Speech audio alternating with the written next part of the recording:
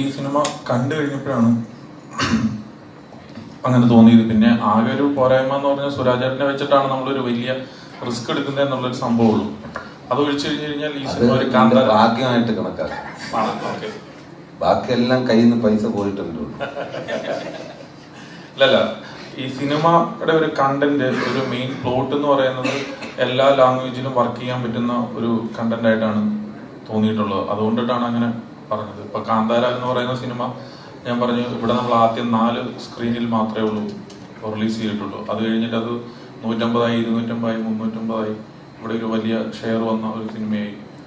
Globally അതൊരു വലിയ share വന്ന സിനിമയായി മാറി. അപ്പം അതൊക്കെ പ്രതീക്ഷിക്കുന്നു. ഇപ്പൊ സിനിമകൾ നമുക്ക് അറിയാൻ പറ്റൂല്ലോ. സിനിമ ഇറങ്ങി കഴിഞ്ഞു കഴിഞ്ഞിട്ട് പ്രേക്ഷകരാണ് തീരുമാനിക്കുന്നത് ഇത് സ്വീകരിക്കണോ വേണ്ടയോ എന്നുള്ളത്. അപ്പം എല്ലാ സിനിമകളും നമ്മളിങ്ങനെ സിനിമകൾ നിർമ്മിക്കുമ്പോൾ നമ്മുടെ അതിൻ്റെ ഒരു ഭാഗമാണ് പ്രൊമോഷൻ കൊടുക്കുക, അതിൻ്റെ ഇന്റർവ്യൂസ് കൊടുക്കുക എന്നുള്ളത്. അപ്പം അന്നേരം ചോദിക്കുന്ന ചോദ്യങ്ങൾക്ക് നമ്മുടെ രീതിയിൽ നമ്മുടെ മനസ്സിൽ എന്താണോ അപ്പോൾ ആ ഒരു ഉത്തരവായിട്ട് വരുന്നത് അത് നമ്മൾ ഷെയർ ചെയ്യുക എന്നുള്ളതാണ്. സോ നമ്മളോട് അങ്ങനെ ചോദിച്ചു, നമ്മൾ നമ്മുടെ പ്രതീക്ഷയാണ് പങ്കുവെക്കുന്നത്. എന്തായാലും 100 കോടി 200 കോടി മിനിമം അടിക്കുന്ന ഒരാൾ കൂടി ഉണ്ടല്ലോ അല്ലെ നമ്മുടെ ഒപ്പം.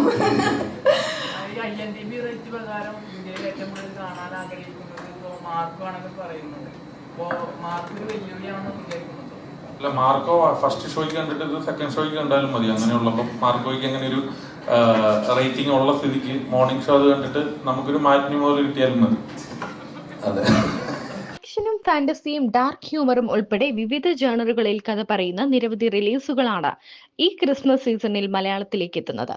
അതിൽ തന്നെ പ്രധാനപ്പെട്ട 2 സിനിമകളാണ് ഉണ്ണി മുകുന്ദൻ നായകനാകുന്ന മാർക്കോയും സുരാജ് വെഞ്ഞാറമൂട് നായകനാകുന്ന എക്സ്ട്രാ ഡീസന്റും.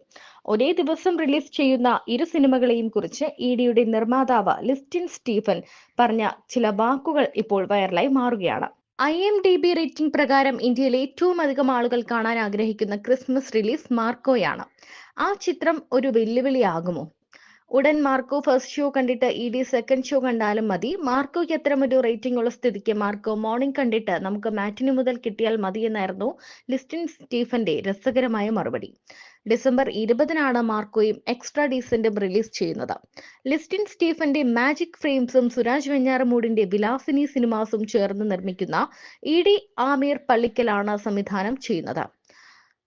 സുരാജിന് പുറമെ ഗ്രേസ് ആന്റണി, ശ്യാം മോഹൻ, വിനയ് പ്രസാദ്, റാഫി, സുധീർ കരമന, ദിൽന, പ്രശാന്ത്, അലക്സാണ്ടർ, ഷാജു ശ്രീധർ, സജിൻ ചെറുകയിൽ, വിനീത് തട്ടിൽ എന്നിവരാണ് പ്രധാന വേഷങ്ങളിൽ എത്തുന്നത്. ക്യൂബ്സ് എന്റർടൈൻമെന്റ്സിന്റെ ബാനറിൽ ഷെരീഫ് മുഹമ്മദ് നിർമ്മിച്ച് ഹനീഫ് അദേനി തിരക്കഥ എഴുതി സംവിധാനം ചെയ്യുന്ന ചിത്രമാണ് മാർക്കോ. മലയാളത്തിൽ ഇറങ്ങുന്ന ഏറ്റവും വലിയ വയലന്റ് ചിത്രമായിരിക്കും മാർക്കോ എന്നാണ് റിപ്പോർട്ടുകൾ. ഉണ്ണി മുകുന്ദനോടൊപ്പം സിദ്ദിഖ്, ജഗദീഷ്, ആൻസൺ പോൾ, കബീർ, ദുഹാൻ സിംഗ്, അഭിമന്യു തിലകൻ, യുക്തി തരേജ തുടങ്ങിയവരും ഒട്ടേറെ പുതുമുഖ താരങ്ങളും അണിനിരക്കുന്ന ഈ ചിത്രത്തിലെ നായിക കഥാപാത്രവും മറ്റു സുപ്രധാന വേഷങ്ങളും ബോളിവുഡ് താരങ്ങളാണ് അവതരിപ്പിക്കുന്നത്.